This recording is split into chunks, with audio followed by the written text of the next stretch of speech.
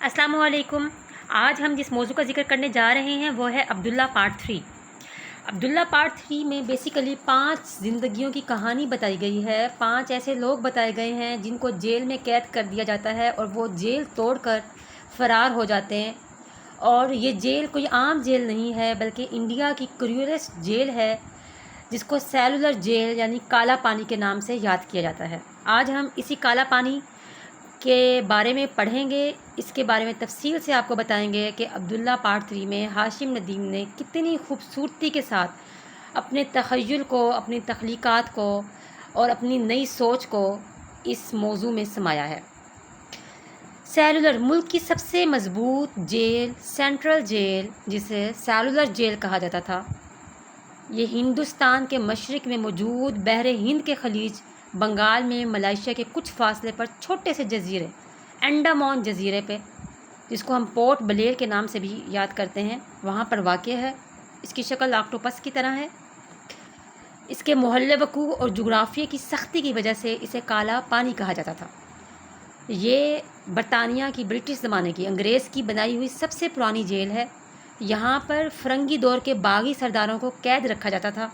जज़ाइर की एक पट्टी नज़र आएगी, ये जज़ाइर अंडमान कहलाते हैं। यहाँ से फ़रार नामुमकिन था। निकोबार बहरा हिंद में वाक़ है। शुमाली सरहद से बर्मा 120 किलोमीटर के फासले पर वाक़ है। फ्रीडम फाइटर 1000 किलोमीटर समंदर पार करके इंडिया जाना उनके लिए इम्पॉसिबल था। तमाम शिप्स पर भी पोर्ट ब्लेयर लिखा जाता था। ये जेल अंदरूनी हिफाजती हिसारों के अलावा बैरूनी तौर पर चारों तरफ से कुदरती पहरों में घिरी है। पिछली जानिब पहाड़ है तो आगे किसी पुरानी नदी की खाई। दाएं जानिब 3 मील के फासले पर एक पुराना रेलवे स्टेशन और रेल की पटरी है, और बाएं जानिब जहां मरकज़ी गेट है वहां संगीनियों के साए और खूनी पहरेदार, जो उड़ती चिड़िया के पर गिनकर ठीक निशाना उसके दिल पर लगा सकते हैं। ये जेल समंदर के दरमियान बने अंडमान जजीरे पर बनाई गई थी। चारों तरफ पानी ही पानी था। जेल की बैरक की दीवार में ऊंचाई पर बने छोटे छोटे 2-3 रोशनदानों की फुलादी जाली से थोड़ी सी चांदनी अंदर आती थी, ताकि एक कैदी दूसरे कैदी को ना देख सके। जेल को सिर्फ 2 बार तोड़ा गया था। एक बार 2 लोग फरार हुए और दूसरी बार 5 लोग। जेल से भागने वाले कैदी के लिए बाहर की सारी दुनिया जेल बन जाती है। हर आंख पहरेदार और हर अजनबी थानेदार। सज़ाए मौत के कैदियों का अहाता इसी चौराहे के सामने था, जहाँ यहाँ उर्फ़ आम में काला चक्कर कहा जाता था। ये एक चौकोर बड़ा सा सहनुमा अहाता था, जिसके चारों तरफ छोटी छोटी कोठरियाँ, उनके आगे टीन की छत वाला एक बरामदा था। यहाँ पर अगर मैं आपको दिखा सकूँ, ये इसकी शक्ल है।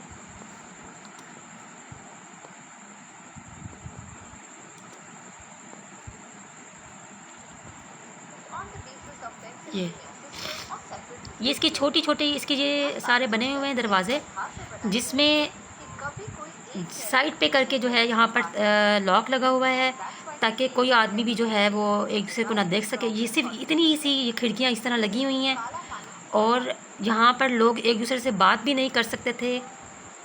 और इसके इर्द गिर्द सारा समंदर ही समंदर है। यहाँ पर देखें, सारा इसके इर्द गिर्द समंदर ही समंदर है। और अगर यहाँ पर कोई जाता भी था तो वो यहाँ से नहीं निकल सकता था।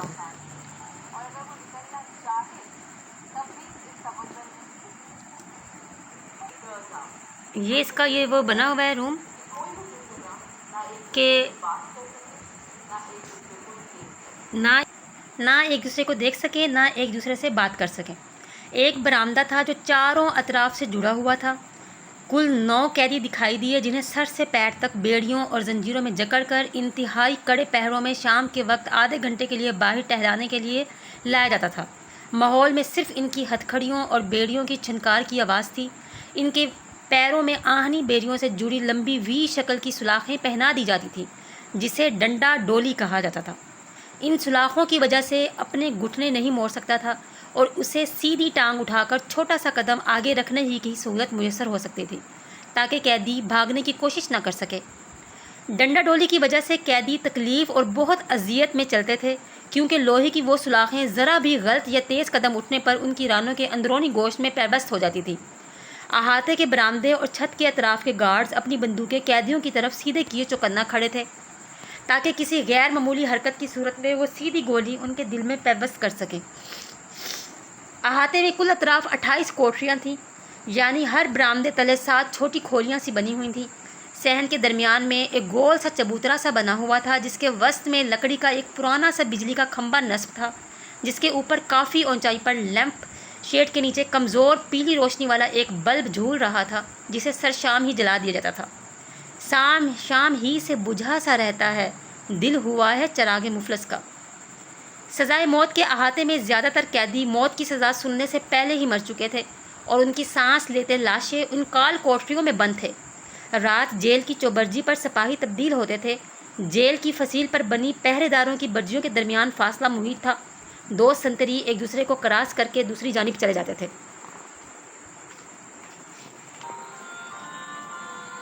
اب یہاں میوزیم بنا دیا گیا ہے، یہاں پر لوگ آتے ہیں یہاں پر دیکھنے کے لیے۔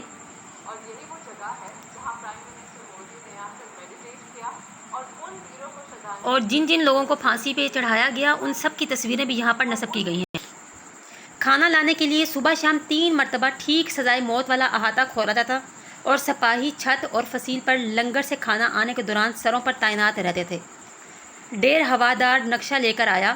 یہاں پر ڈیر ہوادار وہ انسان تھا جس نے میٹرک جو ہے بڑی مشکل سے پاس کی ہوئی تھی، اور اس کو اسی وجہ سے یہاں پر ڈیر ہوادار رکھ لیا گیا تھا۔ اس کی ماں بھی یہاں پر موجود تھی جو کہ ملازمہ تھی، اور اس کی موت کے بعد اس کو وہیں پر بھرتی کر لیا گیا تھا۔ ڈیر ہوادار نقشہ لے کر آیا، اور پھر وہاں کے قیدی اس کو سمجھنے کے بعد جیل سے فرار ہونے میں کامیاب ہوئے۔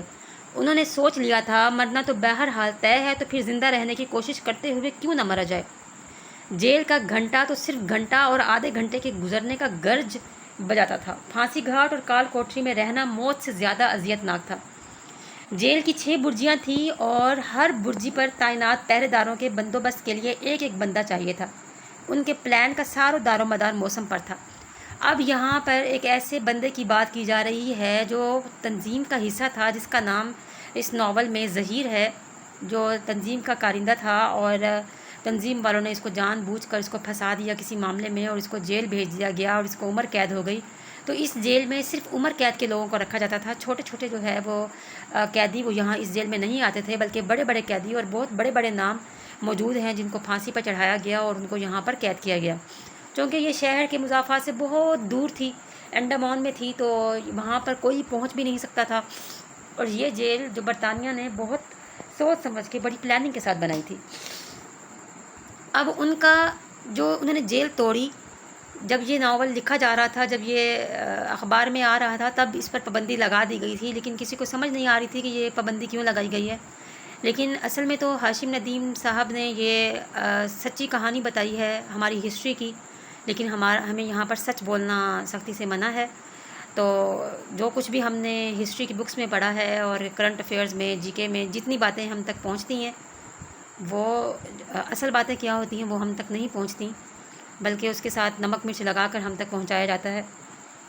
تو انہوں نے اپنے تخیلات کی مدد سے انہوں نے اچھے طریقے سے اس کو بیان تو نہیں کیا، صرف کالا پانی کا نام لکھا اور آگے سب کچھ وہ انہوں نے بیان کیا۔ اس کو سرچنگ کے بعد جا کے پتہ چلا کہ یہ جیل یہ ہے انڈمان میں ہے، اور یہ کالا پانی کے نام سے بڑی مشہور ہے، اور بہت سارے لوگوں کو یہ کھا گئی ہے جیل۔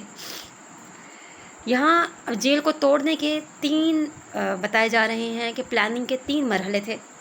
نمبر 1، یہاں ایک آدمی تھا یوگی، جو کہ ظہیر کا پکا دوست تھا۔ یوگی آگ لگا کر جیل میں افراتفری پیدا کرنا تھا یوگی کا کام۔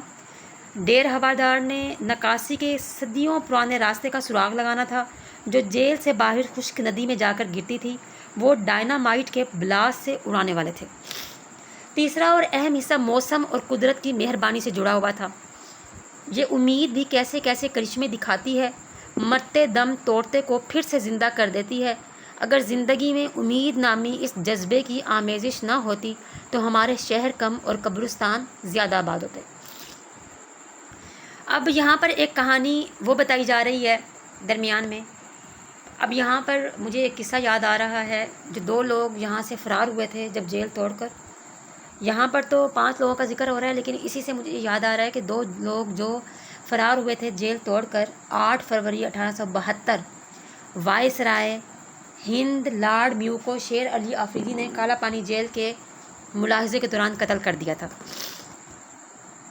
اب یہ شیر علی افریدی کون تھا؟ یہ بھی وہ انسان تھا جس نے پہلی دفعہ جیل توڑی، اور اس پر بھی ان کے قبیلے میں یہ چیز مشہور تھی کہ اگر کوئی قتل کر دیتا ہے تو وہ غیرت کے نام پہ اس کا قتل کر دینا جائز ہوتا ہے، وہ ناجائز نہیں ہوتا۔ تو اس نے بھی یہی کام کیا تھا، قتل کر دیا تھا، اور اس کو عمر قید ہو گئی اور اس کو اس جیل میں بھیج دیا گیا۔ تو شیر علی افریدی نے تب سے ہی سوچ لیا تھا کہ وہ ایک بڑے افسر کا قتل کرے گا، کیونکہ اس کو ناجائز طریقے سے جیل میں بھیجا گیا ہے۔ اسی لیے اس نے شروع سے ہی سنتری کا خنجر کھینچ لیا تھا، 3 سال تک چھپائے رکھا، اور چھپانے کے بعد اس کو تراشتا رہا، چھپا کے اپنے پاس رکھتا رہا، اور انتظار کرتا رہا کہ جب کوئی بڑا افسر یہاں پر آئے گا تو وہ اس کا نشانہ ضرور بنائے گا، اس کو قتل ضرور کرے گا۔ جب لارڈ وائسرائے ہند لارڈ میو آئے کالا پانی، چونکہ ان کو گھومنے پھرنے کا بہت شوق تھا اور وہ انڈیا کے 4تھ وائسرائے تھے، جب وہ یہاں پر آئے تو ان کو 21 توپوں کی سلامی دی گئی، اور وہاں سارا دن انہوں نے وہاں پر گزارا کالا پانی کے اندر، اور شام ہوتے ہی جب انہوں نے ارادہ کیا واپس جانے کا تو انہوں نے کہا کہ یہاں پر سورج کا منظر جو ہے نا وہ سمندر کے پار دیکھا جائے کہ وہ کیسا لگتا ہے۔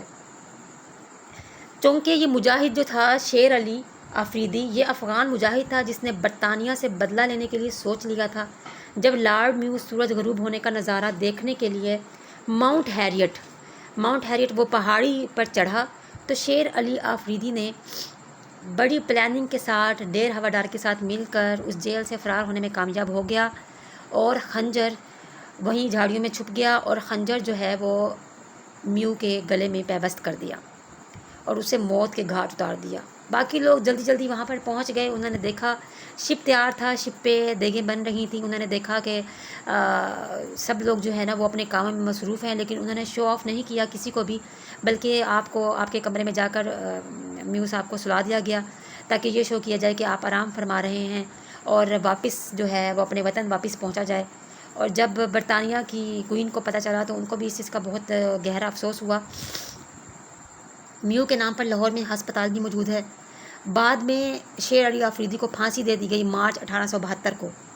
اس واقعے نے تاج برطانیہ کو ہلا کر رکھ دیا تھا۔ لارڈ میو 4تھ وائسرائے ہند تھا، 12 جنوری 1859 سے 8 فروری 1872 تک رہا، اور جس پہاڑی پر ان کا قتل ہوا تھا ماؤنٹ ہیریٹ، آج اس کا نام ماؤنٹ منی پور رکھ دیا گیا ہے، ماؤنٹ منی پور۔ اور اب یہاں پر یہ 2 لوگوں کی کہانی تھی جو مجھے یاد آ گئی درمیان میں۔ اب یہاں پر وہ جو 5 لوگوں کا ذکر کیا جا رہا ہے ان کا 3 چیزوں کا جو پلان تھا، ایک یوگی تھا، یوگی نے آگ لگانی تھی، 1.5 ہوادار نے جو ہے وہ پائپ ڈھونڈنا تھا کہ جہاں سے یہ لوگ باہر نکل سکیں، اور باقی موسم پر بھی اس کا عمل تھا۔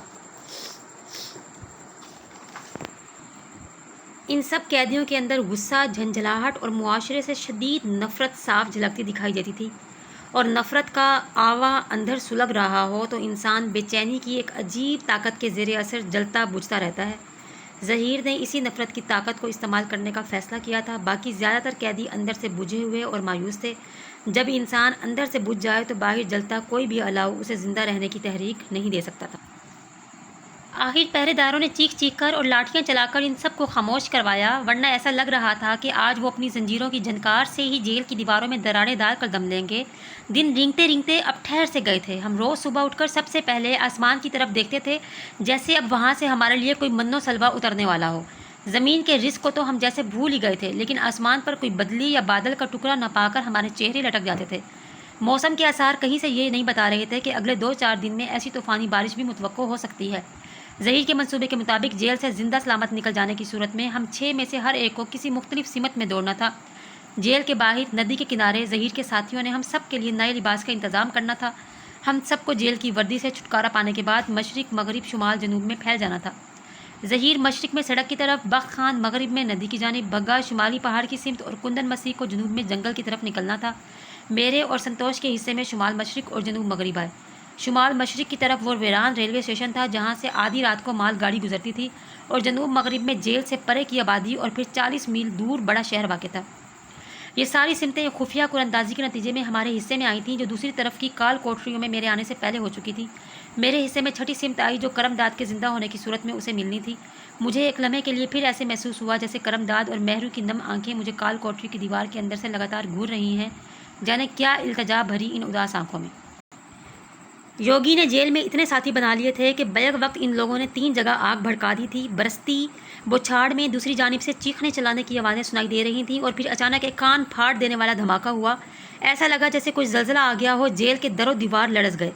اوپر کوئی چلایا، یہ کیا ہوا؟ یہ تو ندی کی طرف کوئی دھماکہ ہوا ہے۔ بہت سے بھاگتے قدموں کی آوازیں جیل کی چھت پر گونجیں اور مختلف لوگوں کی چلاتی ہوئی آوازیں سنائی دیں۔ ندی کا بند ٹوٹ گیا ہے، جلدی کرو، پانی اسی طرف آ رہا ہے۔ ظہیر کے منصوبے کے مطابق جیل کا معمول خلاف معمول میں تبدیل ہونا شروع ہو گیا تھا، گویا حادثہ ہونے کو تھا۔ اچانک جیل کے باہر شدید فائرنگ اور دھماکوں کی آواز نے ماحول کو لرزا دیا۔ باہر کسی برآمدے میں بخت خان کی چیخ گونجی، حق ہے، اور پھر جیل کی بجلی بند ہو گئی، شاید اڑا دی گئی۔ فائرنگ، گارڈز کے چلانے کی آوازیں، بھاگتے قدم، برستی بارش میں آتے جاتے سپاہیوں کے ہاتھوں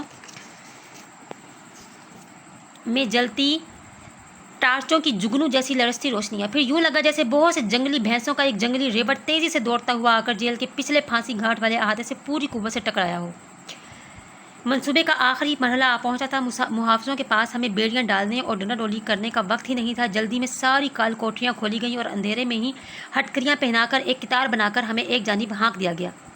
تبھی میری نظر برساتی اور ڈیر ہوادار پر پڑی، جس نے کسی اندھیری راہداری میں ایک لمحے کے لیے اپنی ٹارچ چلائی اور بند کر دی۔ یہ بگے اور بخت خان کے لیے سگنل تھا۔ وہ دونوں چلتے چلتے آپس میں بھڑ گئے۔ اندھیرے میں سبھی قیدی گتھم گتھا ہو گئے۔ محافظ زور سے چلائے، لیکن اندھیرے میں بگے اور بخت خان نے 2-3 محافظوں کو بھی لپیٹ میں لے لیا۔ باقی ماندہ گارڈز نے بوکھلا کر اپنی بندوقیں نشانہ لینے کے لیے سیدھی کیں اور گالی دے کر ایک ہوائی فائر کیا۔ جیل کے محافظ بھی اوپر برجیوں سے فائر کر رہے تھے، مگر گھوپ اندھیرے میں انجانا دشمن انہیں دکھائی نہیں دے رہا تھا۔ یہاں نیچے برستی بارش میں زمین پر گرے کیچڑ میں لت پت بگے، بخت خان اور گارڈز کے درمیان جنگ جاری تھی، اور اندھیرے میں پہچاننا مشکل تھا کہ ان میں سے کون قیدی ہے اور کون محافظ۔